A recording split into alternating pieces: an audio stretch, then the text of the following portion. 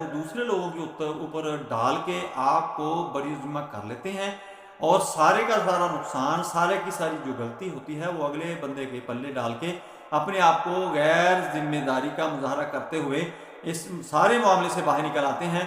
अगले का बेशक नुकसान हो जाए, उसकी सर्विस जाती रहे, उसका सारा भरम जाता रहे, उसके रिश्ते तल्कात जाते रहें, उसका फिक्र नहीं होता, सिर्फ अपनी होती है कि अपने आप को बड़ी सेफ्टी के साथ हम उस मामले से निकाल लेते हैं। क्या इसके कोई हमारी सेहत पर, हमारे ब्रेन पर, हमारे रिलेशन पर कोई इसके इफेक्ट हैं? जी बिल्कुल इसके हैं।